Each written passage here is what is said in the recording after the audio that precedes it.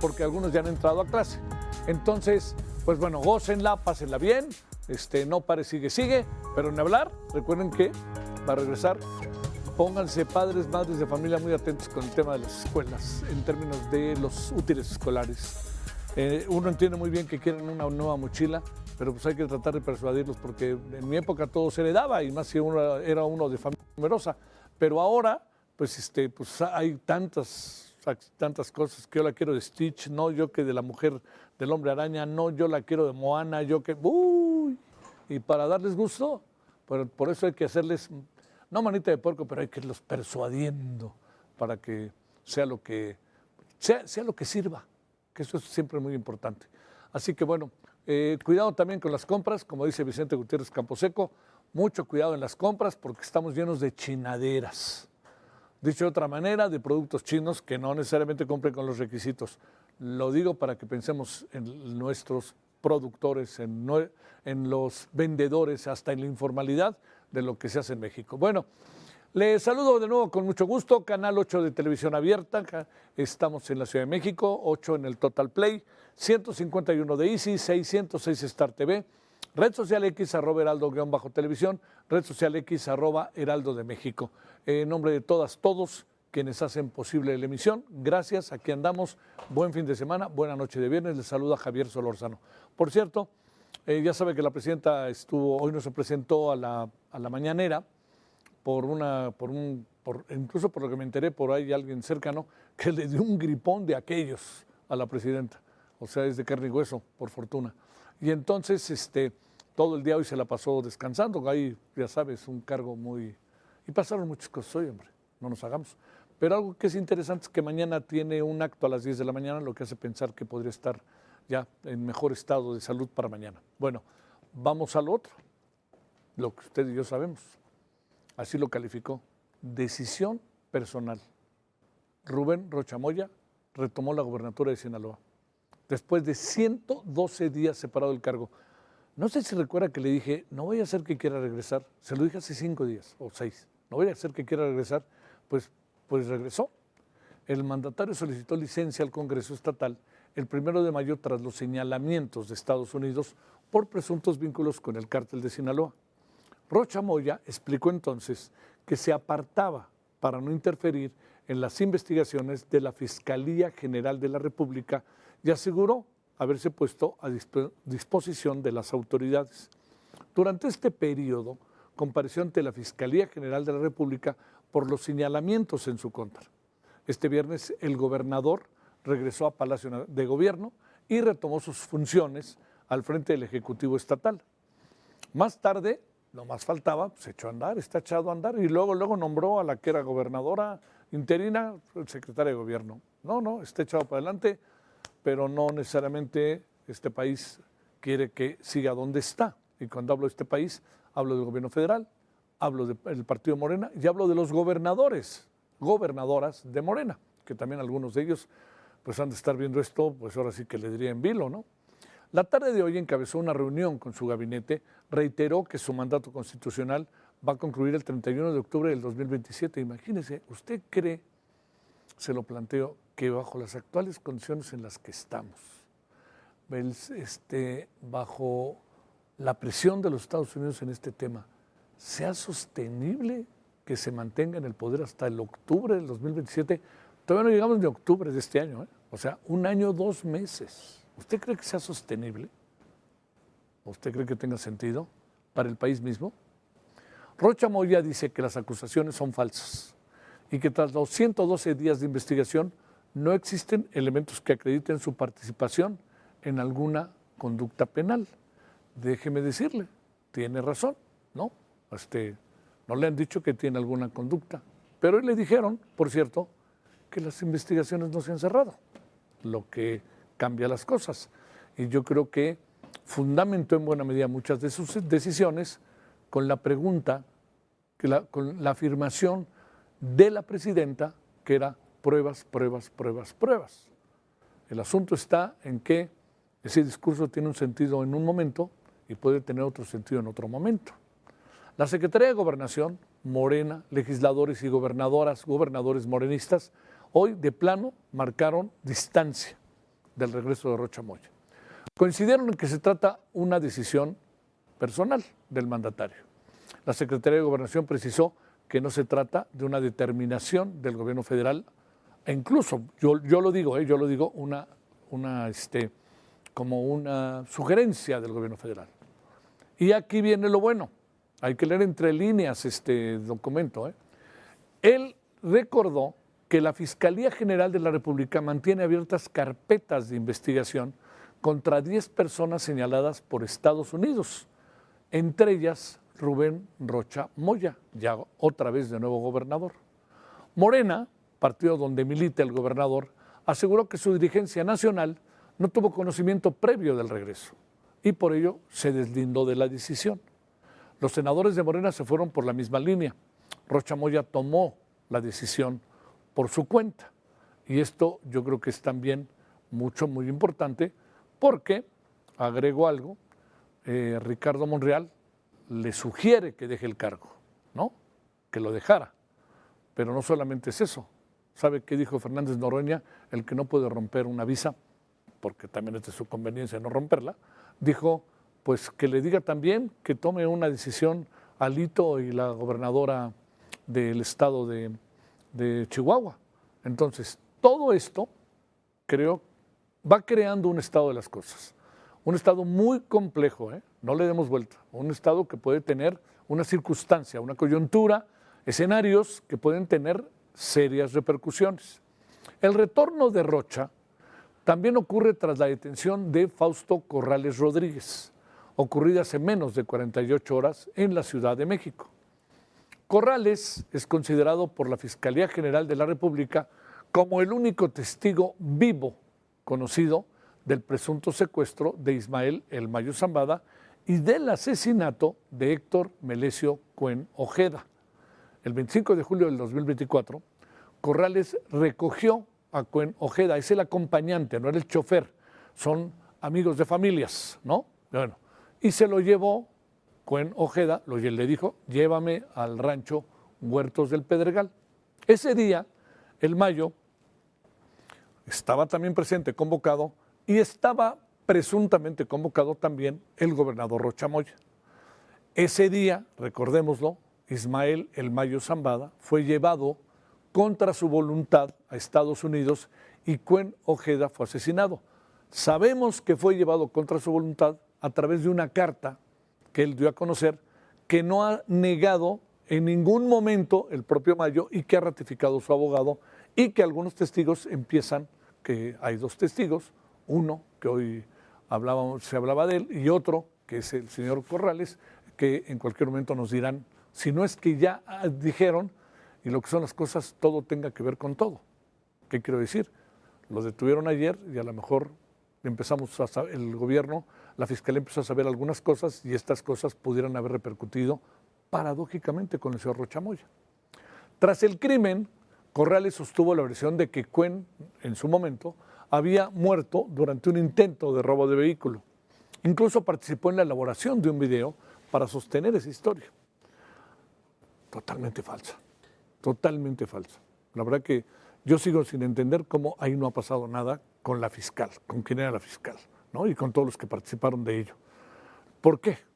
A los pocos días, la fiscalía, estaba Alejandro Gertz en la fiscalía y dijo, vamos a investigar. Y lo investigaron y en una conferencia de prensa dijo Alejandro Gertz que estaba totalmente descartada esa versión. Señaló irregularidades en la investigación local y estableció que el asesinato ocurrió en el mismo rancho donde fue secuestrado El Mayo. El caso, entonces, pues naturalmente golpeó a la fiscal de Sinaloa, Sara Bruna Quiñones. Dejó el cargo después de los señalamientos sobre la investigación y ya sabe, no pasa nada, no pasó nada. La exfiscal pues, va a estar echando unos tacos gobernador ahorita ahí en Culiacán. Bueno, y Dámaso Castro Saavedra, quien participó en las pesquisas, quedó bajo escrutinio. Bueno, hasta ahí tenemos básicamente lo que hasta ahora ha sucedido. Todos sabemos que hay una gran cantidad de especulaciones y de interpretaciones, pero más allá de ellas, que muchas tienen que ver, básicamente, no le demos vuelta, con la dinámica interna de Morena y del propio gobierno federal, pero sobre todo con Morena como partido, habrá que esperar y ver qué sucede, porque todo empieza a estar concatenado, relacionadas unas cosas con otras en la medida en que avanza. ¿Qué tanto todo esto, que es una de las preguntas que habrá que atender, qué tanto todo esto afecta a Morena al interior? Esa es una de las grandes cosas, qué tanto lo resquebraja o es un momento de, como dicen, ¿no? un momento de oportunidad, un momento de decisión. Eso es algo que solamente el tiempo veremos. No conocemos bien a bien lo que dice la presidenta, por lo que le decía, que trae una gripa fuertísima, pero sí sabemos que mañana, según anuncia la propia presidencia, estará en un acto y seguramente será momento para conocer, por lo menos esbozar, la presidenta esboce qué es lo que piensa de todo esto. Es una decisión personal. Pero cuando se dice que es una decisión personal, aquí también existen inevitablemente salidas para un lado y para otro. O sea, la presidenta, que ha protegido con pruebas, y en función también de su gobierno, echando por delante temas como soberanía, injerencia, todo esto, todos estos temas que han estado ante nosotros desde que el señor Rocha Moya y 9 más fueron señalados por la Corte de Brooklyn a través de un gran jurado que investigó, que le pusieron todos los elementos y llevó a cabo todo un discernimiento sobre si eran responsables o no de los delitos que se les imputaban. Dijo que sí, que merecían una investigación para poder confirmarlo o no. Eso es de lo que se trataba. Para eso lo quieren detenido y que vaya a un juicio en Estados Unidos junto con los otros 9, que más bien son 7, porque 2 ya están allá.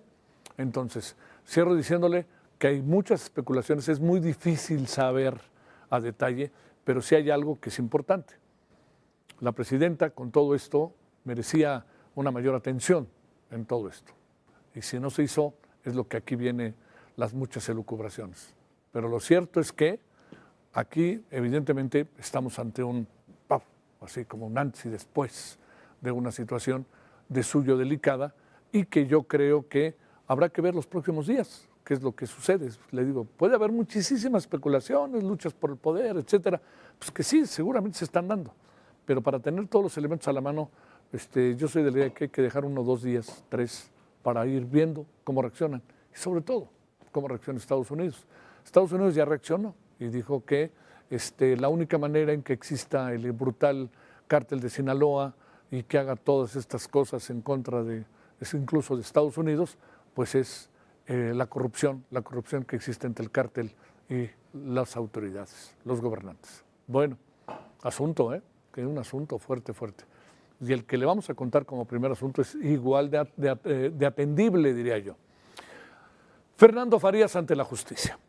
En punto de las 6:23 esta mañana, el helicóptero de la Fiscalía General de la República que trasladaba a Fernando Farías aterrizó en el estacionamiento central del penal de máxima seguridad del Altiplano. Ahí Fernando Farías Laguna quedó a disposición de un juez de control del Poder Judicial Federal. ¿Qué pasa a partir de ahora? Es lo que vamos a saber. Es otro asunto que usted y yo sabemos muy bien que tiene una gran cantidad de vertientes y habrá que ver hasta dónde llegan esas vertientes. ¿Es Fernando y su hermano el punto más alto de la madeja de todo lo que está sucediendo con el huachicol fiscal? ¿O ellos, hay muchos abajo, hay 18 detenidos, 4 personas muertas, o ellos son nada más la parte del medio porque arriba hay más? Eso es lo que uno quisiera ver. No creo que sean los únicos en altos mandos. Prevención contra la extorsión en Jalisco, muy importante. Este primer semestre del año se reportaron de manera oficial 1,259 casos de desaparición de personas en Jalisco, por lo que universidades públicas y privadas del Estado crearon un Consejo de Prevención y Seguridad Escolar con el objetivo de proteger a los jóvenes de estos hechos delictivos. Y bueno, le cuento una noticia que es importante, aunque hay un gran monopolio, uno lo sabe, de Aeroméxico, pero Aeroméxico y Delta mantienen su alianza. Es importante porque esto permite muchos viajes de mexicanos a Estados Unidos y de Estados Unidos, estadounidenses a México, y también rutas alternas, ¿no?, para moverse. Bueno, Aeroméxico y Delta Airlines han logrado dar un revés al gobierno de Donald Trump. ¿Por qué? Porque un tribunal de apelaciones de los Estados Unidos anuló la orden para disolver la alianza entre ambas aerolíneas. Ahora habrá que ver, junto con este asunto, otro asunto que nos compete, que es en la famosa categoría del aeropuerto, que es un asunto que está todavía en este momento en revisión. Bueno, TEMEC, ¿bilateral o trilateral? El presidente de Estados Unidos manda señales, aunque de repente lo que diga, como digo una cosa, digo otra cosa, aseguró que su gobierno ya comenzó a trabajar en un nuevo acuerdo comercial con México, lo dijo ahí antes de subirse al helicóptero, al tiempo que aseguró que busca mejorar las condiciones para su país en la relación comercial con sus dos socios de América del Norte. ¿Por qué planteamos bilateral, trilateral? Podríamos tener ante nosotros a lo mejor un TEMEC, por decirlo de alguna manera, light, pero también podría estar pasando que los tres países estuvieran juntos en algunos asuntos, en algunos temas que le son a los tres países fundamentales, pero que Estados Unidos sacara del TEMEC algunos temas y que se quedara con ellos, con Canadá por un lado y con México por otro lado. Y entonces ahí tendríamos un TEMEC light y muchos acuerdos bilaterales, no solamente entre Estados Unidos-Canadá, Estados Unidos-México, sino también México-Canadá. Bueno, y los útiles escolares chinos, que tanto se habla de ello en estos días. La llegada masiva de útiles escolares de origen chino se ha convertido en uno de los principales retos para papelerías y comercios establecidos en el país durante la temporada de regreso a clase. Ofrecen productos hasta 70% más baratos que los de marcas nacionales. Imagínense usted eso, imagínense lo que le pasa a las marcas nacionales, que se la pasan todo el año dándole. Llegan estos que son más baratos, no necesariamente de buena calidad, no necesariamente con reglas incluso de salud, por ejemplo un lápiz que luego uno le da por chuparlo o una pluma y entonces uno no sabe de qué está hecha la pluma y el lápiz. Todo eso parece menor, ¿no? Pero es mayor. Bueno, eso se lo digo porque pues es lo que dice la Canaco, ¿no? La Canaco dice, defiéndanos ante las chinaderas, ante todos los productos que vienen de China que no cumplen con los requisitos y que de alguna manera hacen un lado a los productores mexicanos, vendedores mexicanos, bueno, y también incluso, ¿no? Todos los que andamos en todos los que se venden en todos los puestos, la informalidad en todo el país. Bueno, Farías ante la justicia, ya está en México el contraalmirante. Prevención contra la extorsión allá en el estado de Jalisco, muy importante estudio que se está haciendo y trabajo. Aeroméxico y Delta, ya le decía yo, pues quisieron tronar la alianza y no pudieron, un juez ya dijo que no, y el TEMEC será bilateral o trilateral con bilateralidades, perdónenme todo este fuego de palabras. Y bueno, ya le contaba que los útiles escolares chinos en plena época de compra de útiles escolares, recuerde, algunos ya han regresado a clase, pero el regreso formal es el 31 de agosto, o sea, de este lunes en 8. Bueno, gracias que nos acompaña, que haya tenido, reitero, un buen viernes, que sea mucho mejor el fin de semana. Vamos a hablar sobre la llegada de Fernando Farías aquí a la Ciudad de México y lo que está haciendo esta larga primera audiencia en el altiplano. Va a ser muy difícil que pueda seguir el caso en su domicilio. Yo creo que ahí mismo lo van a dejar en el altiplano. Eso es lo que se prevé en función de cómo se ha manejado el caso y cómo lo han manejado. El abogado dice exactamente lo contrario y ofrece elementos, pero ya vimos cómo va eso, ya sabemos cómo va eso. Bueno, gracias que nos acompaña, muy buenas noches, que haya sido, de nuevo le digo, buenos viernes.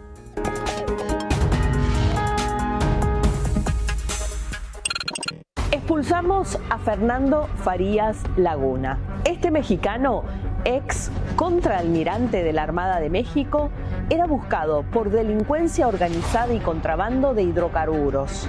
Está acusado de integrar una red que ingresaba combustibles ilegalmente a México para evadir impuestos. Una maniobra conocida como huachicol fiscal. En abril lo encontramos y lo detuvimos. Y hoy lo expulsamos definitivamente de Argentina. Nuestro país no es refugio de delincuentes.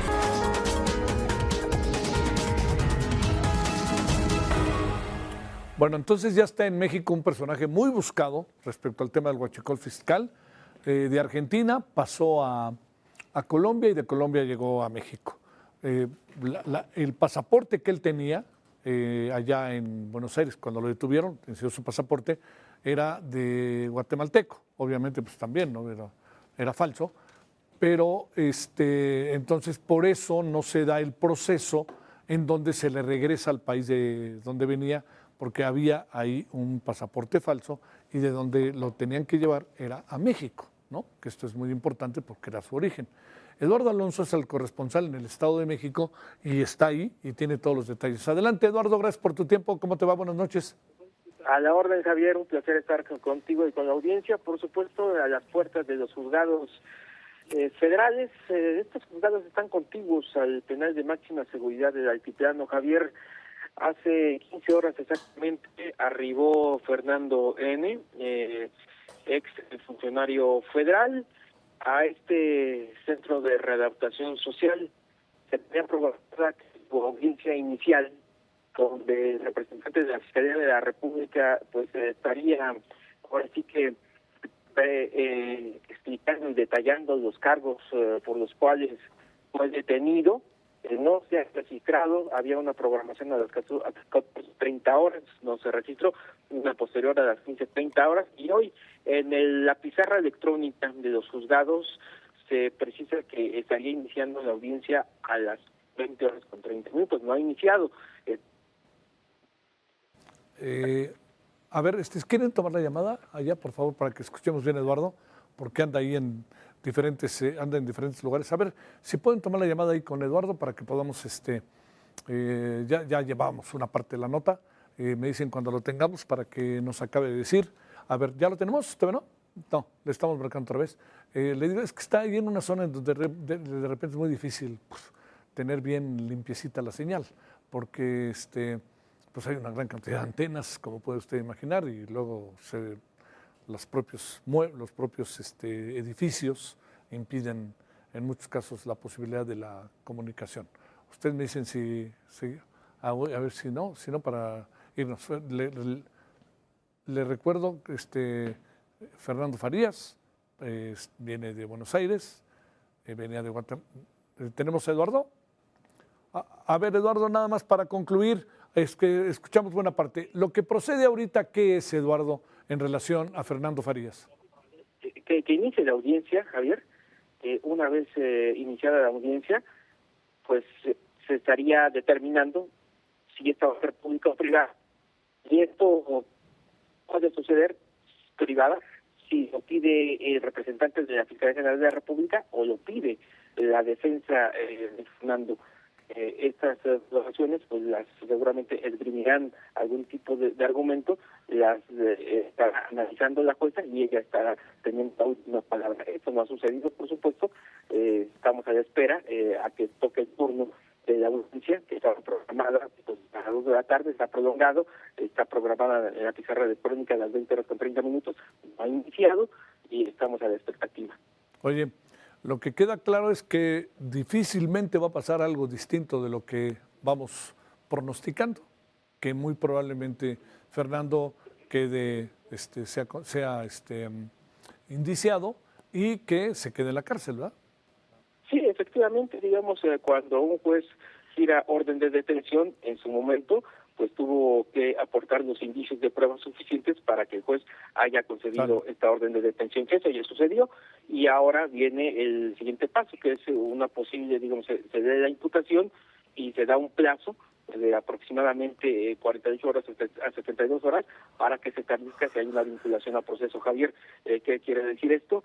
Si hay los elementos suficientes, que los valora en este caso es una jueza, para decir este caso se debe de investigar a profundidad y entonces el señor pues queda en custodia, es decir, recluido en el penal de máxima seguridad del Altiplano, municipio de Almoloya de Juárez, que es donde nos encontramos en estos momentos. Javier, los juzgados federales están en la parte posterior del acceso principal al penal de máxima seguridad, y es aquí donde pues prácticamente encontramos varios compañeros de medios de comunicación, por supuesto el Heraldo de México presente. Es una zona despoblada, pues hay mucho sembradío en el entorno, y que por cierto hace bastante frío ya. Sí, ha hecho frío ya desde la tarde, incluso aquí en la Ciudad de México. Te mando un gran saludo, Eduardo, que tengas buenas noches. Si cualquier cosa te parece importante, háblanos antes de que terminemos por acá. Perfecto, Javier, si se da el acceso y inicia la audiencia, de inmediato lo estaremos transmitiendo, por supuesto, a todos los canales de información del Heraldo de México. Sale, aunque gracias, Eduardo. aunque es un hecho que va a ser, pendiente. al igual que la de Rufo y todos, ¿no? Se hacen en privado, pues, como dicen, asuntos de seguridad nacional y todas estas cosas que uno dice, pues ya cualquier cosa de seguridad nacional, y reconozco que estos dos casos son importantes. Javier Oliva, investigador de la UNAM, experto en temas de seguridad. Querido Javier, gracias por tu tiempo, Javier. ¿Cómo has estado? Buenas noches, ¿cómo te ha ido? Muy bien, aquí en la calle cenando con mi esposa. Bueno, provecho, que estén buenos los tacos, fíjate lo que te dije. Exacto, no eres brujo, estoy en una taquería. Oye, Javier, bueno, gracias. ¿Qué piensas de cómo van las cosas con el caso de Fernando Farías Laguna? Bueno, a mí me parece que es un asunto de primera relevancia, sobre todo para restablecer la imagen de la Secretaría de Marina. Yo recuerdo mucho el discurso del almirante secretario Pedro Ángeles Morales en el Zócalo, en el primer 16 de septiembre, en donde él ahí da a conocer ni más ni menos el inicio de las investigaciones, es decir, desde adentro de la propia Secretaría, y este es un paso muy importante también de toda la complejidad que vaya a tener los entramados cómplices en Estados Unidos, en México, etcétera, ¿no? Entonces es lo que pienso, es mi primera reacción. A ver, te pregunto, el fondo del tema, la responsabilidad eventual que pudiera tener Fernando Farías, ¿ahí qué piensas? Bueno, mientras, como bien dice la presidenta, que se presenten las pruebas, su hermano ya estaba recluido ahí en el altiplano, y pues ahora que tendrán que darse a conocer pues documentos. Recordemos que en México, a diferencia de Estados Unidos, una acusación se tiene que documentar bajo cualquier opción, y en Estados Unidos es una declaración jurada perdón por la cacofonía, jurada ante el jurado, sí, se convierte en una prueba. Aquí en México no funciona así. Entonces habremos de ver lo que pueda presentar la Fiscalía General de la República en el caso de los dos exalmirantes, porque ya perdieron la jerarquía de acuerdo a la ley orgánica de la Armada de México. Ahora, Javier, respecto al tema de todos digamos, todos los entornos, el entorno uno, pero me refiero todos los vericuetos, todos los factores que se han mencionado, nombres de personas, algunas personas se han mencionado, lo que no significa que estén indiciados o algo parecido. De todo esto, ¿qué piensas? Estoy echando el asunto sobre todo para personajes que van en aduanas, personajes que estaban en las fronteras y personajes como el hijo del expresidente. Bueno, mira, leí hace poco un reportaje de investigación, hará como unos 15 días, viernes, precisamente del Wall Street Journal, que lo titulaba así: el fraude más grande en la historia de América Latina en el siglo XXI. Entonces es muy difícil, por no decir que imposible, suponer que dos personas o cinco pudieran, por lo menos en lo que se ha señalado el monto de evasión fiscal de 600,000 millones de pesos, un equivalente a 30,000 millones de dólares. Entonces, pues, el entramado va a ser muy complejo y la investigación va a durar varios años, esa es mi percepción. Sí. Ahora, la otra cuestión que te digo, se están dando otros acontecimientos al mismo tiempo importantes, la detención de quien estuviera con Melesio Cuen, su acompañante, la decisión del señor Rocha Moya de regresar hoy a la gubernatura. Una impresión final de todo esto, Javier. Bueno, que hasta ahora son suposiciones, pero la sincronía de los acontecimientos los está relacionando, como dice Niklas Luhmann, dos acontecimientos que aparecen de manera simultánea, aunque sean diferentes, pues ya se relacionan, ¿no? Entonces, ¿qué tanto gravitó en la decisión de Rocha Moya? Por un lado, el descaro de grabarse en Badiraguato bailando, y después la detención del conductor que iba acompañando a Melesio Cuen el día que lo asesinaron, ¿no? Porque recordemos que un gobernador con licencia no tiene fuero. Entonces, ¿qué tanto gravitó en la intención de Rocha Moya lograr el fuero ante la posibilidad de una inminente detención? No, y tomando en cuenta que ya presidencia, ya gobernadores, gobernadoras de Morena, y además el propio partido han, de alguna manera, para decirlo de manera muy doméstica, pintado raya, ¿no, Javier? Notablemente, y el propio Ricardo Monreal, varios de los gobernadores, además del desplegado, ya han subido a sus cuentas ex, antes Twitter, como Alfonso Durazo, por ejemplo, reiterándole ya también la bancada de Morena en la Cámara de Diputados hizo lo mismo. Entonces, en la Secretaría de Gobernación, ¿no? De hecho, el primer deslinde fue de la dirigencia de Morena. Yo cronológicamente seguí el proceso y vino Gobernación y bueno, y la presidenta fue la primera en decir que era una decisión personal. Te mando un gran saludo, Javier, buen provecho.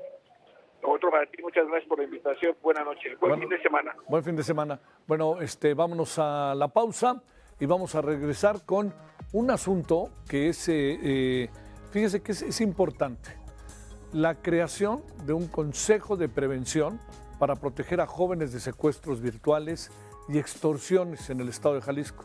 Es importante per se y es muy interesante quienes lo organizan, quienes están detrás de este consejo. Vamos y regresamos.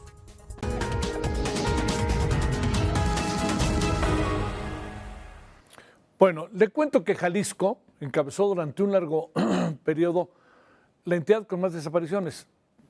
Todavía está entre los estados con más desapariciones, ¿eh?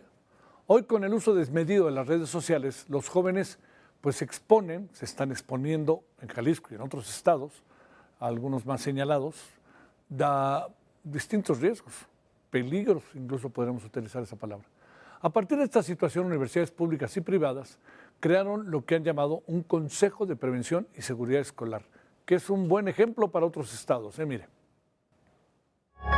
En el primer semestre de este año se reportaron 1,259 casos de desaparición de personas en Jalisco. Sin embargo, el colectivo Luz de Esperanza sostiene que serían más de 1,500 en lo que va del año. Ante ese panorama, que afecta principalmente a los jóvenes, las universidades públicas y privadas del estado crearon un Consejo de Prevención y Seguridad Escolar. El objetivo es que, junto con las autoridades, sea creada una estrategia de inteligencia y proteger a los jóvenes de hechos delictivos como secuestros virtuales, extorsiones, robo, acoso y otros tipos de violencias. Así, las universidades Autónoma de Guadalajara, la Universidad de Guadalajara, el TEC de Monterrey, TEC Milenio, UNIVA y el ITESO forman el Consejo Estatal de Prevención y Seguridad Escolar para hacer propuestas a los 3 niveles de gobierno. En centros universitarios y preparatorias, el año pasado se dispararon los secuestros virtuales, por lo que se imparten cursos de capacitación y empoderamiento emocional para que los jóvenes distingan estas llamadas engañosas. El coordinador de seguridad en UDG, Montialberti Serrano Cervantes, explica que autoridades universitarias lograron rescatar a jóvenes víctimas de violencia emocional que estaban aislados en cuevas, panteones, alcantarillas, casas abandonadas, baños de centros comerciales durante varias horas de secuestro virtual, e incluso se los llevan en taxi de plataforma a otras entidades. Pero no basta. Hoy ya no están utilizando también las centrales camioneras. Hoy, por ejemplo, si tú estás en cierto lugar, vete a la plaza, vete a la esquina y van a pasar por ti. Tenemos datos de que se los lleva, por ejemplo, desde aquí hasta Zacatecas o hasta Sinaloa. Para Montialberti Serrano, el restringir el uso de teléfonos celulares en los planteles escolares va a ser benéfico a futuro, sobre todo para los maestros, quienes pueden identificar los focos rojos. Porque, por ejemplo, usted está en clase, se levanta un niño y le dice, maestro, ¿me permite salir? Tengo una llamada que tengo que contestar. Y te lo miras a los ojos y el joven está alterado. ¿Qué debe hacer el maestro? A ver, espérate, siéntate, ¿por qué quieres hablar? ¿Qué te está pasando? Y canalizarlo o llevarlo a la dirección de la escuela. La dirección de la escuela nos reporta a nosotros y nosotros a la Policía Escolar o a la Fiscalía del Estado para darle acompañamiento. Recientemente, UNICEF México capacitó a 103 funcionarios jaliscienses para prevenir el reclutamiento de niñas, niños y adolescentes, identificar factores de riesgo y proteger sus derechos sin estigmatizarlos, independientemente de las circunstancias en que fueron cooptados por criminales, buscando así fortalecer la respuesta institucional contra la delincuencia organizada. Desde Jalisco para Heraldo Media Group, Adriana Luna. Bueno, conversemos sobre la prevención de extorsión y el secuestro virtual allá en estudiantes de Jalisco, jóvenes en general. Saludamos a Montalberti Serrano Cervantes, él es el coordinador general de seguridad de la universitaria de la UDG, de la Universidad de Guadalajara. Te saludo con mucho gusto, ¿cómo estás? Gracias por tu tiempo, ¿cómo han estado? Javier, buenas noches. Gracias por invitarnos a estar con tu programa y con tu Gracias, Montalberti. público. Déjame plantearte, a ver, yo sé que sí es ahí sabido, yo sé que es un asunto que está, creo que está congelado ahí, ¿sí verdad? Montalberti, ya estamos ahí con él. Montalberti, te quería decir de entrada, a ver, ¿qué es lo que pasó para que se diera la creación del Consejo? ¿Cuál era el diagnóstico cotidiano que iban teniendo, Montalberti? A ver, sí, ahí estamos. ¿Me escuchas, Montalberti, o no? ¿Sí? Bien, Javier, comenzaré por decirte que nosotros... A ver, ¿sabes qué, Montalberti? Vamos otra vez.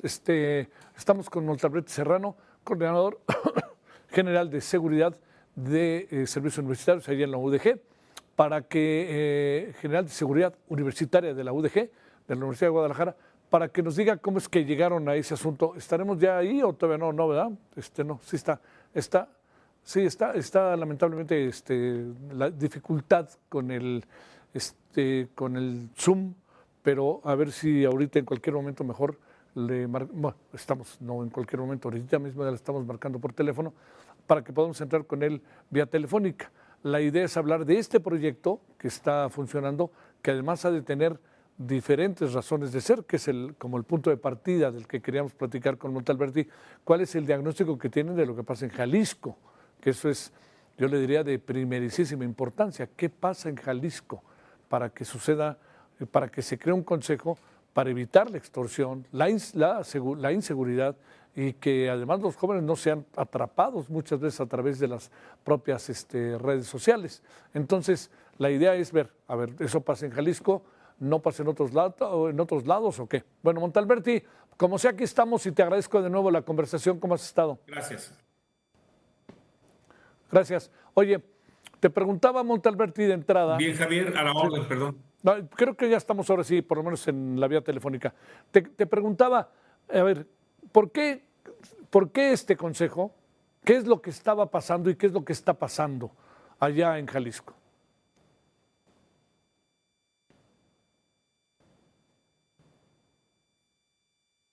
A ver. Se perdió la conexión. A ver, se perdió la voz. Ahí me escuchas. Perdón. A ver, ahí te escuchamos, Montalberti. ¿Qué es lo Sí, que está fallando. ¿Qué es lo que está pasando en Jalisco No escucho. No está escuchando. Ahorita dijo claramente que no estaba escuchando. A ver, si quieren volver a marcar, por favor. Ahí traemos un pequeño problema. Sí. A ver, bueno, vamos a hacer una cosa. Vamos a hacer una pausa y vamos a regresar con Montalberti para ver si podemos fijar la llamada, si no tiene inconveniente. Aquí con Montalberti Serrano, coordinador general de seguridad universitaria de la Universidad de Guadalajara. Montalberti, gracias de nuevo por tu tiempo. ¿Cómo estás? Buenas noches. Bien, Javier, una disculpa a la orden. No te preocupes, lo importante es que estamos hablando. A ver, ¿qué pasa para que se cree un consejo de esta naturaleza?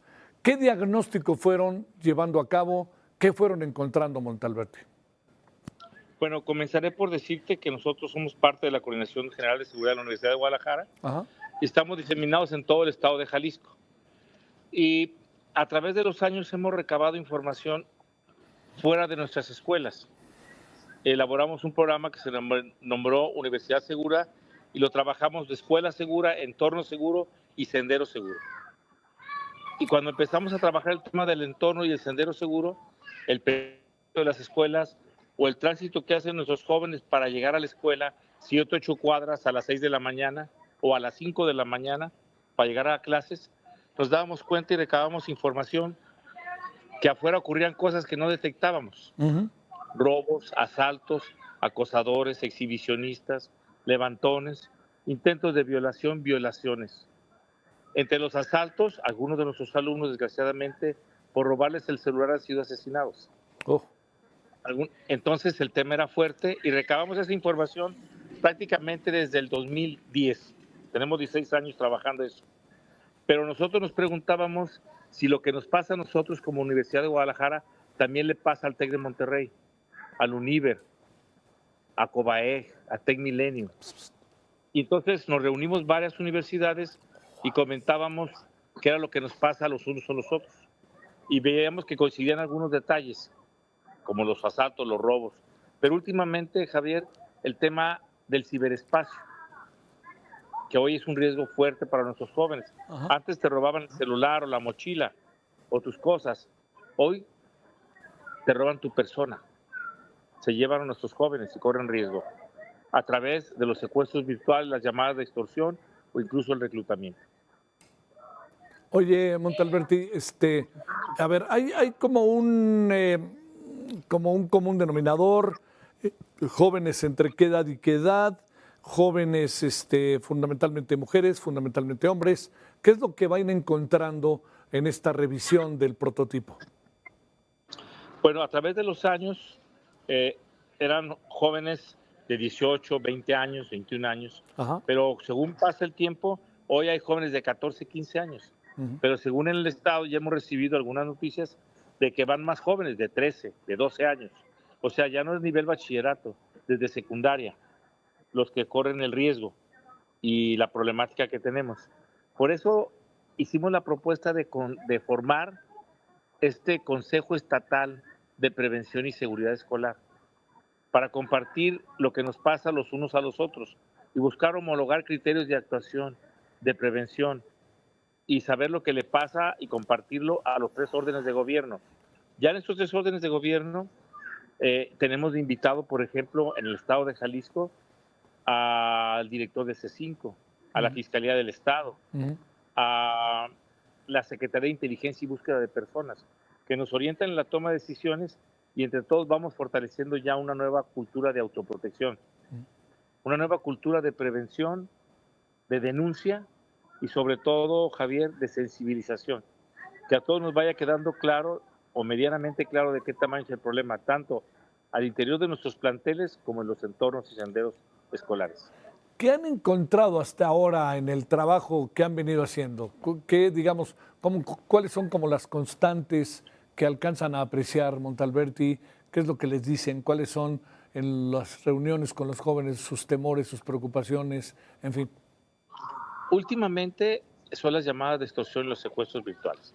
Por ejemplo, Javier, comenzaré por decirte que hace aproximadamente 1 hora tuvimos un secuestro virtual en Talpa de Allende, en el módulo, a una alumna de Talpa de Allende, y le dimos seguimiento desde aquí, vía telefónica, con las autoridades del plantel, que ya medianamente saben cómo actuar, o la familia sabe cómo actuar.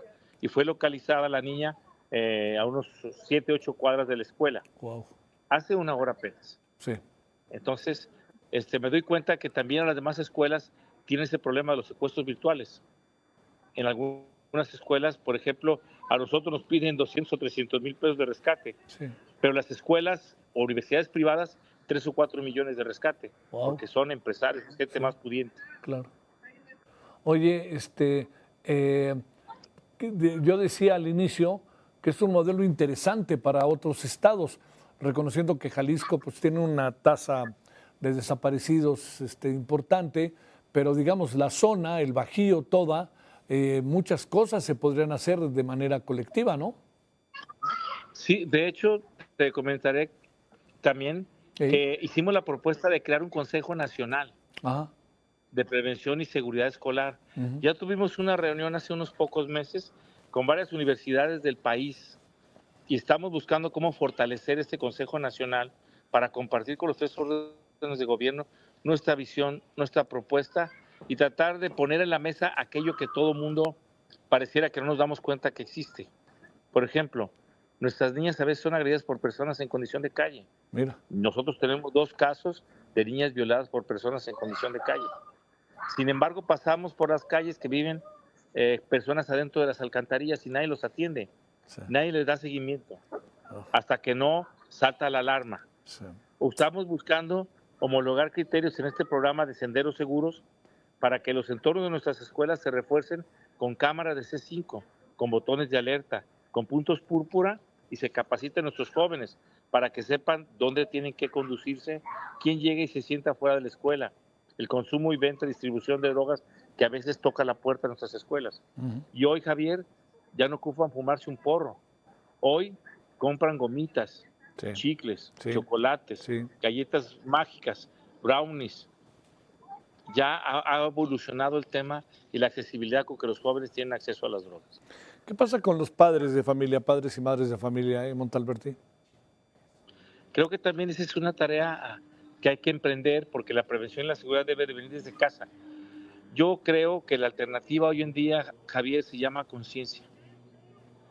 Y conciencia no son más policías, ni más acciones punitivas, ni más fusiles, pero creo que es algo mucho más que todo eso.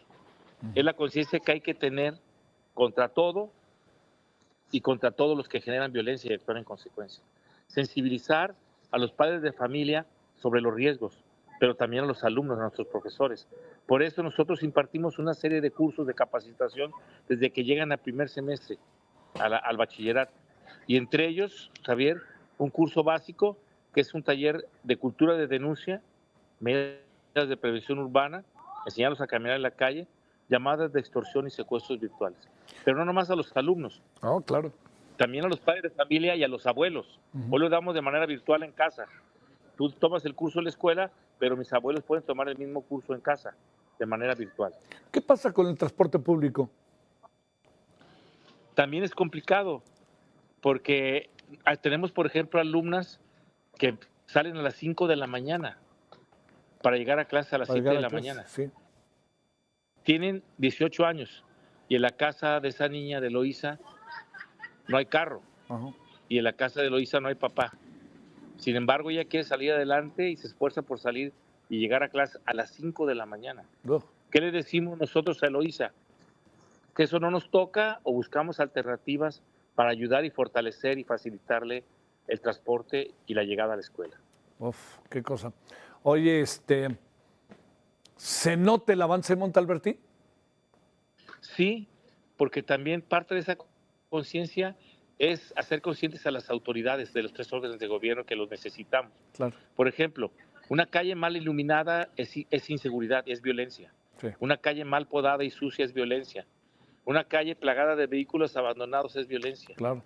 Pero, por ejemplo, una escuela que la plagan de cantinas enfrente, cobijados en recovecos legaloides, es violencia extrema. Las autoridades a veces parecieran decirnos, Javier, estamos luchando para que las drogas y el alcohol no lleguen a sus hijos. Por eso autorizamos que se instalen cantinas frente a las escuelas. Sí. Bueno, oye, pues... Cobijados en recovecos legaloides, perdón. Claro, no te preocupes. Montalberti, ahí te seguiremos buscando. Nos parece un proyecto desde que tuvimos información sobre él muy interesante por muchas cosas que pasan en muchas ciudades grandes del país. ¿Es solo Guadalajara o también se extiende a todo a Zapopan? Todo el estado. Todo el estado de Jalisco, sí. Qué bueno. Pero hoy me gustaría saber, ¿Sí? Javier, para cerrar, ¿Sí? si lo que me pasa a mí en Jalisco le pasa a Veracruz, Claro. o le pasa a Durango, o le pasa a Guanajuato, o a Oaxaca. Y si les pasa, ¿qué estamos haciendo las instituciones? Oye, ¿qué no crees? estamos haciendo nada. ¿Les pasa o no les pasa? ¿Tú qué crees, Montalberti? Que sí les pasa. Pues claro. Y seguramente cosas más graves que no todo el mundo conocemos. Sí. Te mando un gran saludo. Gracias por tu participación. Que tengas buena noche.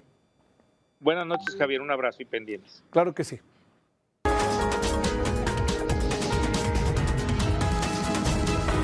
Bueno, démosle un giro al asunto. Un tribunal de apelación de Estados Unidos anuló la orden del Departamento de Transporte estadounidense que pretendía disolver una alianza creada hace 10 años que en lo general se reconoce como exitosa. Es Delta Airlines, por un lado, Aeroméxico, por el otro lado. Permite a las compañías coordinar horarios, tarifas y capacidad en los vuelos de Estados Unidos y de México. Y se pueden indistintamente usar. Si usted pertenece a Aeroméxico, puede irse tiene que hacer el trámite, pero puede irse en la otra línea y así, ¿no? Se puede hacer, pues, es una alianza que ha resultado hasta ahora, hasta donde sabe, fructífera, ¿no? Delta y Aeroméxico. La orden de la Corte de Apelaciones aseguró que la administración de Donald Trump no explicó por qué impuso un requisito de aprobación para la empresa conjunta de estas compañías, la cual no exigió a otras compañías conjuntas aprobadas, por ejemplo, en Japón. El antecedente de este episodio legal comenzó con el acuerdo de ambas compañías firmado en 2015 y que entró en vigor el año del 2017. Esto posibilitó que ambas compañías se coordinaran en horarios y tarifas en vuelos transfronterizos bajo lo que se conoce la inmunidad antimonopolio. Cabe mencionar que las autoridades estadounidenses calificaron a la empresa conjunta como una colusión legalizada, al señalar que controlaban casi el 60% de las operaciones en el aeropuerto de la Ciudad de México. Bueno, con este antecedente, pues habló, digamos, como usted puede suponer, pues esto es una cosa que le viene bien a las líneas aéreas, a los aeropuertos. Quisiera pensarlo, pero mejor preguntamos. Saludamos con mucho gusto a Rosario Avilés, especialista en transporte aéreo e industria aeronáutica, que creo que otra vez podemos decir, se los dije porque dijiste que no se iba a perder la alianza, para que veas que te sigo. Muchas gracias, querida Rosario, ¿cómo te va? Muy bien, muchas gracias. Ahora sí que ya no sé en qué temporada vamos de Se los dije. No, se los dije. Ahorita me tienes que decir otro se los dije respecto a la categoría del aeropuerto, a ver si sí o no. Sí, y respecto también a este mismo tema de este Tribunal de Apelaciones del 11º Circuito de Estados Unidos. La verdad es que, bueno, sí es una victoria para Delta y Aeroméxico porque, vamos a recordar de dónde viene esta petición del Departamento de Transporte de Estados Unidos para que el organismo antitrust les retirara la autorización y la inmunidad antimonopólica a esta alianza. Esto empezó con los decretos, que te acordarás, hubo 2 decretos para limitar los slots del Aeropuerto Internacional de la Ciudad de México. Uno le tumbó el 15% y el otro 15%. Y el otro decreto fue para obligar a las aerolíneas exclusivas de carga a mudarse al Aeropuerto Felipe Ángeles. Las 2 medidas, los 2 decretos de slots y el decreto de la carga, pues tenían como finalidad que el Aeropuerto Felipe Ángeles tuviera después más tráfico y tuviera el éxito pues que se le había prometido en su momento al gobierno federal. Pero esto, pues para las aerolíneas de Estados Unidos y para el Departamento de Transporte concretamente, representó una violación al convenio bilateral. Entonces, entre las sanciones que el Departamento de Transporte le impuso a México, que todavía no se resuelven, está... una de ellas, por ejemplo, es que no puede haber nuevas rutas desde la IFA hacia Estados Unidos. Tampoco hay nuevas rutas ni nuevas frecuencias del Aeropuerto Internacional de la Ciudad de México hacia puntos de Estados Unidos. Y tampoco las aerolíneas que llevan carga en la pancita de los aviones de transporte de pasajeros pueden llevar esa carga. Son parte de estas sanciones que impuso el Departamento de Transporte. Y una más era justamente pedirle al organismo antitrust que quitara esta autorización y la inmunidad antimonopolio a la alianza Delta Aeroméxico. Entonces, la alianza recurre, ellos son los que recurren al tribunal y pues les muestran cuáles serían las afectaciones de quitarse esta autorización. Y bueno, pues para acabar rápido, lo que el tribunal sacó como conclusión fue que efectivamente esa alianza debe continuar y que el Departamento de Transporte no había justificado adecuadamente esta nueva recomendación de quitar la inmunidad antimonopolio, porque originalmente cuando se recomendó que sí se aprobara la alianza, se hizo un estudio de todo el mercado bilateral, ¿no? De todos los aeropuertos, todas las rutas, 1,087 pares de ciudades, y con base en ese análisis fue con lo que se recomendó esta alianza. Y ahora para retirarla, nada más el análisis se hizo solamente sobre el mercado del aeropuerto de la Ciudad de México, o sea, el Valle de México. Y estamos hablando apenas del 21% de los vuelos de ese total de 1,087 pares de ciudades. Entonces el tribunal consideró pues que no era adecuado cambiar el criterio sin justificación. Y también que lo que comentabas de otras alianzas, por ejemplo, hay con el mercado de Tokio Haneda, el de Japón. Se hizo un análisis similar. Y entonces sí se considera discriminatorio que en este caso pues se esté recomendando quitar la alianza, ¿no? Entonces, pues básicamente ganaron Delta Aeroméxico, van a seguir permaneciendo como alianza. Sin embargo, algo que es muy importante es que el tribunal dice que, bueno, que en este caso fallan en ese favor, pero que las razones del Departamento de Transporte siguen vigentes. Es decir, estos decretos de los que estamos hablando, y ahora sí que eso sí se los dije, ¿no? Iban a tener una afectación en el mercado bilateral que ya le están teniendo. Esas sanciones siguen vigentes. O sea, no ha caminado ni nada el acuerdo bilateral. Está, digamos, prácticamente en suspensión, porque estamos sancionados por Estados Unidos. No puede haber estas nuevas rutas de las que hablábamos, pero además estamos bajo supervisión estricta del Departamento de Transporte todos los vuelos de aerolíneas mexicanas que van hacia Estados Unidos. Y eso ahorita en este marco, más lo que pueda resultar de la auditoría que acaba de hacer la Administración Federal de Aviación de Estados Unidos a la Autoridad de Aeronáutica Mexicana hace una semana más o menos, sí. Y que podría refrendar la categoría 2 si no se encuentra suficientemente bien justificado todas las preguntas que se hicieron y las le llaman no conformidades, ¿no? Que la Administración Federal de Aviación, los auditores pudieran haber encontrado, que sí se encontraron.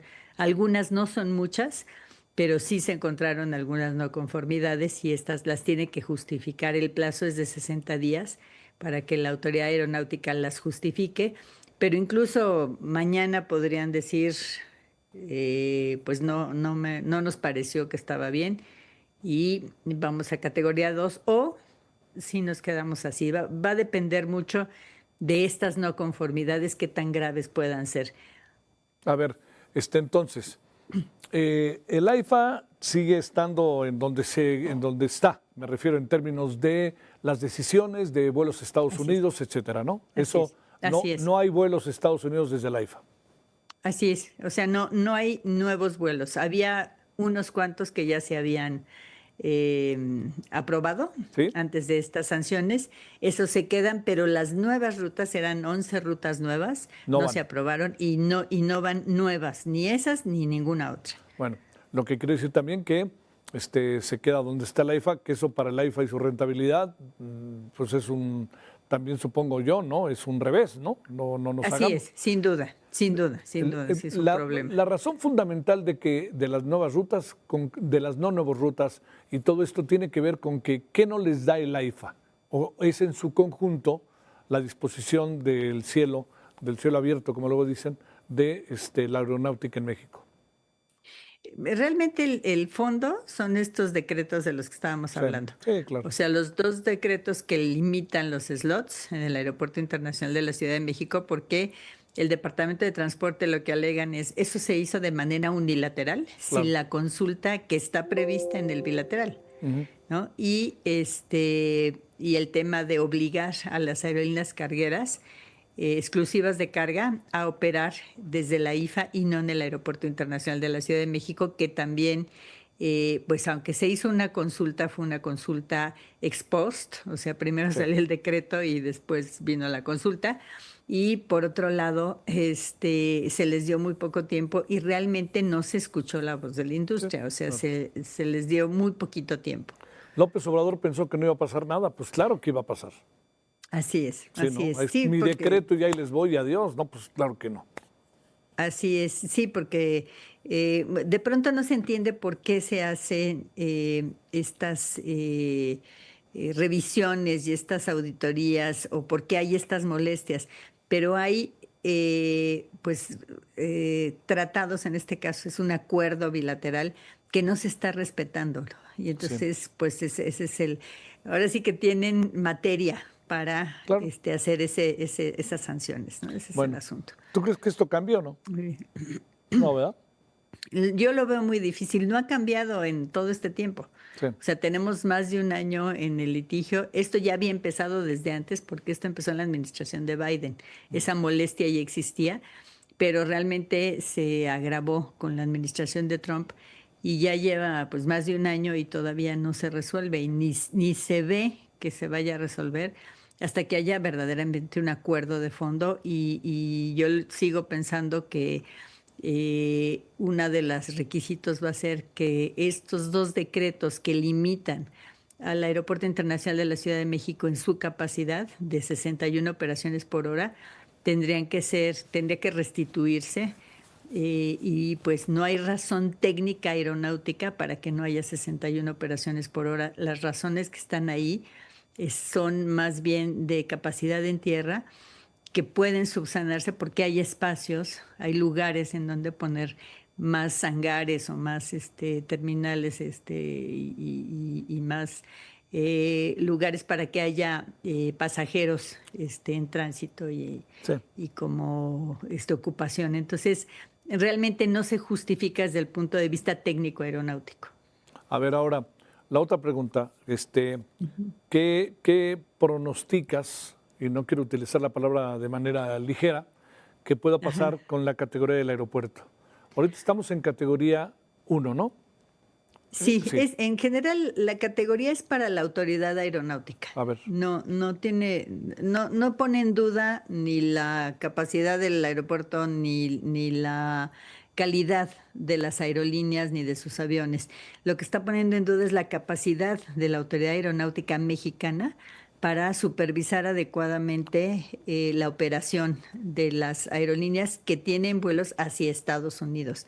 Por eso es la auditoría de la Administración Federal de Aviación de Estados Unidos, porque ellos se tienen que asegurar que los aviones que vuelen a su territorio estén adecuadamente supervisados, inspeccionados y todo eso. Entonces, lo que se está poniendo en duda es esa capacidad, básicamente por falta de presupuesto, y porque, digamos, son algunos procesos, son muy poquitos ya, porque realmente eso sí se ha cambiado mucho, pero no hay el dinero suficiente. El presupuesto de la Agencia Federal de Aviación Civil, lejos de crecer, se ha ido reduciendo. Sí. Ha decrecido y eso pues no les permite tener buenos salarios, suficiente personal que haga inspecciones, supervisiones, certificaciones y no tienen equipos adecuados. Y mientras el presupuesto siga siendo tan raquítico, pues no se va a poder. Y aquí hay un tema que sí es importante. La agencia, por los servicios que presta, por estas inspecciones y todos los servicios que presta, genera más de 3,000 millones de pesos anuales que sería suficiente. Incluso con la mitad de eso sería suficiente para tener el personal adecuado y para tener estos equipos y estos salarios competitivos. Y tenemos personal en México que es capaz para ello.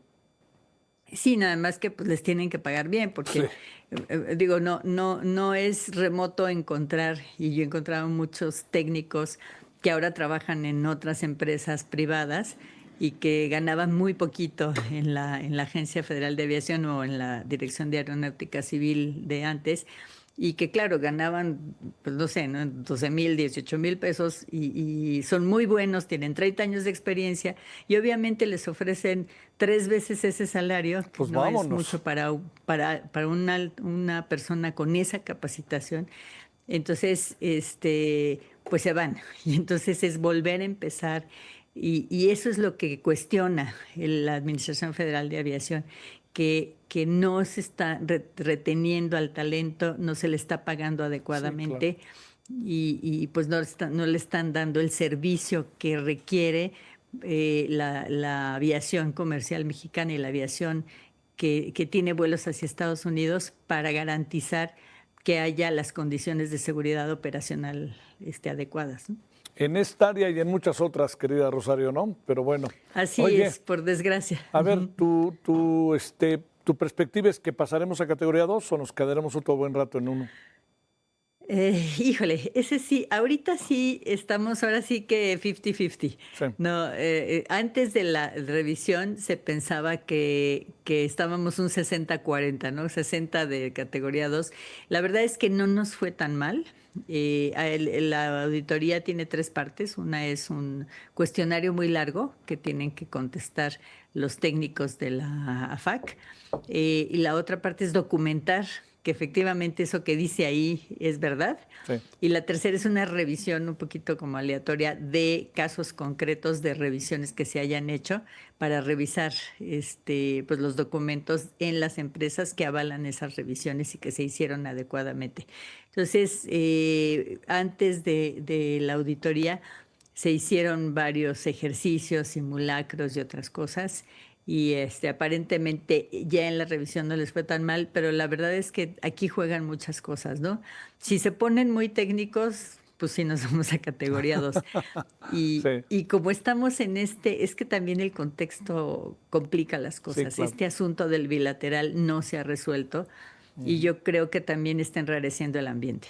Te mando un gran saludo, Rosario. Que tengas buena noche. Gracias por tu tiempo. Igualmente, Que gracias. descanses. Qué gusto saludarte. Gracias. Para mí. Igualmente. Gracias. Bye.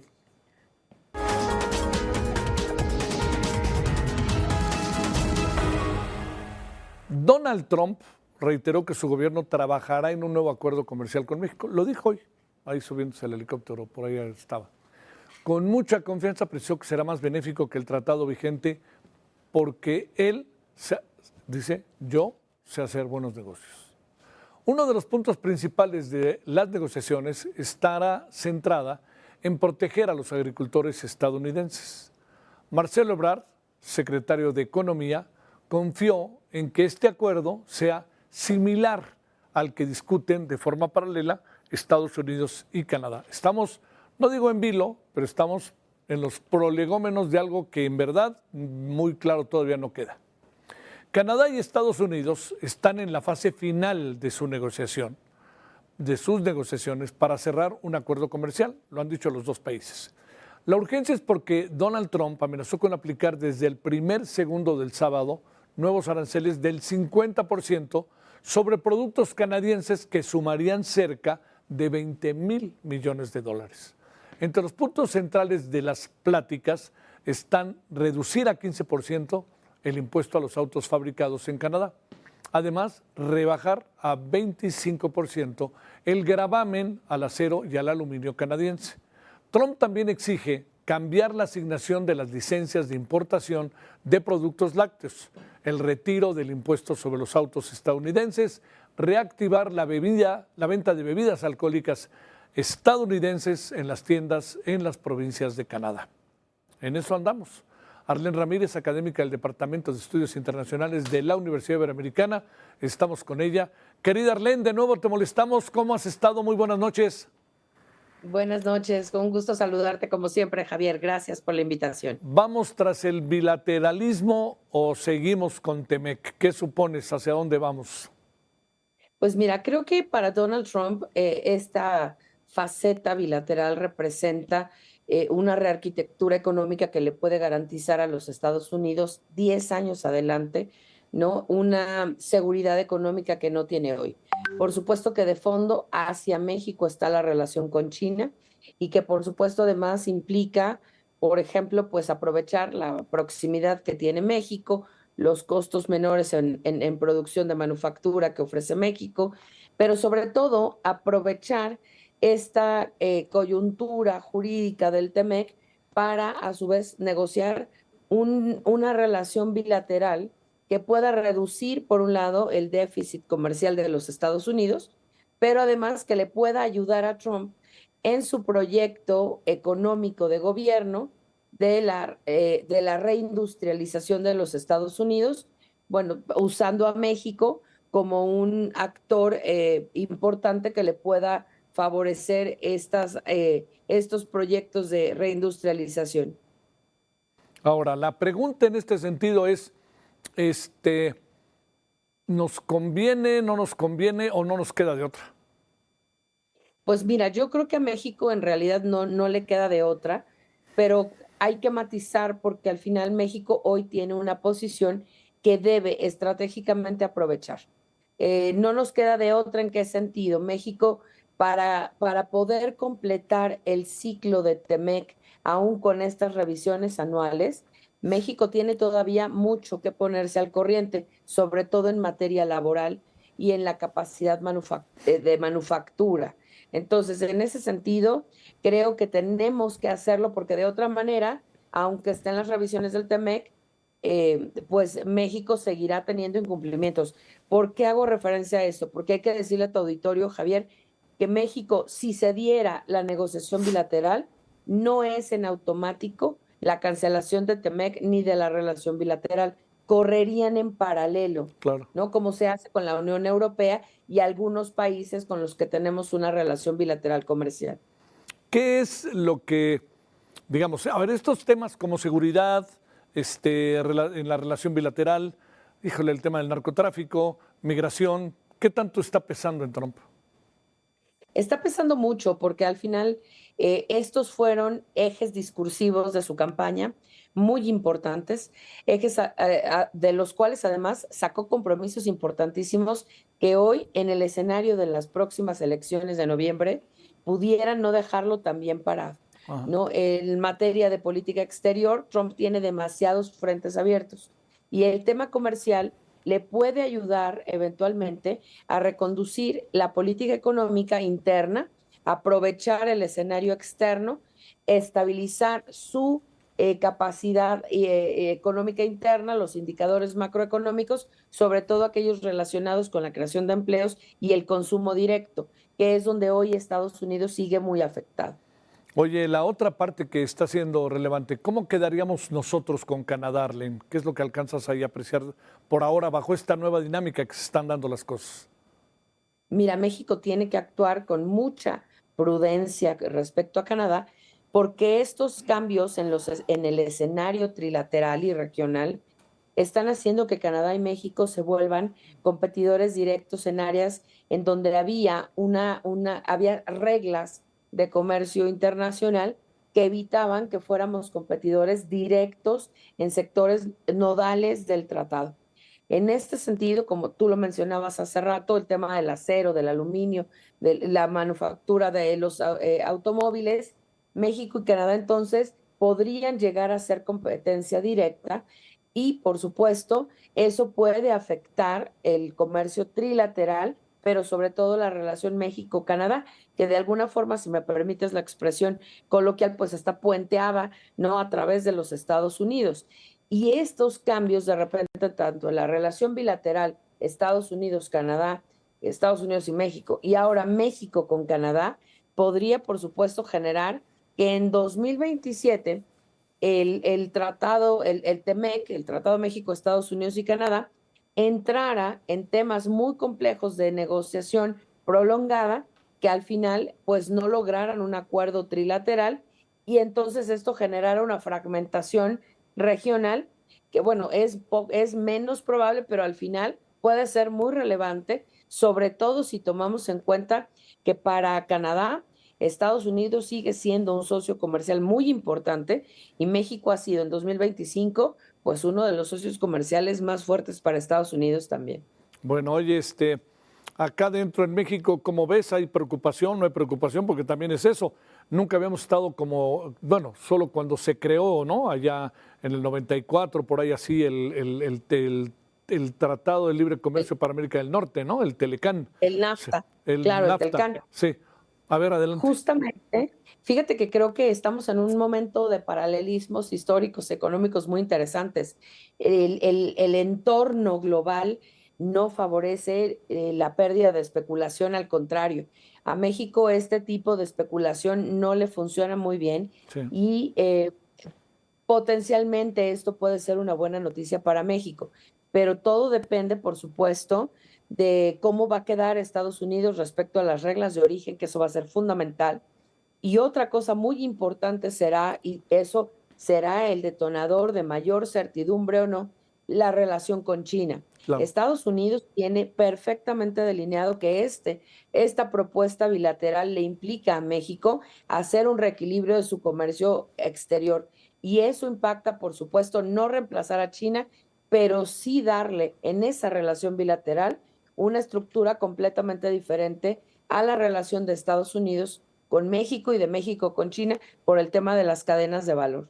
Te mando un gran saludo, Arlene, que tengas buena noche, gracias por tu tiempo. Al contrario, muchas gracias a ti, muy buenas noches. Gracias, buenas noches. Bueno, antes de despedirnos, nos vamos con que se estrenó hoy una película en Netflix, se llama La Captura. Reconstruye la última detención de Joaquín El Chapo Guzmán en Los Mochis, a partir de dos hechos, a partir de que dos policías federales lo interceptaron simplemente por un accidente durante un patrullaje allá en Los Mochis en 2016. La cinta está protagonizada por un buen personaje como es Poncho Herrera y Noé Hernández, los dos muy buenos actores, y encarnan a los oficiales ficticios. Y por el actor Héctor Cotzifakis, quien interpreta al Chapo Guzmán, este es Alfonso Herrera. El largometraje está dirigido por Chava Cartas, Federico González Compeán, que ha hecho cosas maravillosas en términos de la producción, es el que echó a andar todo este proyecto con personajes que vale la pena. Ahí le dejamos el tráiler de la película, como se le dice, dura 1 hora 25, 1 hora y media. Quizás si tiene Netflix, pues échala a andar desde ya, véala, a ver qué le parece. Dicen que es una versión bastante bien acabada. Que pase buena noche, hasta lunes. ¿Usted cree que me puede comprar? Los 10 millones.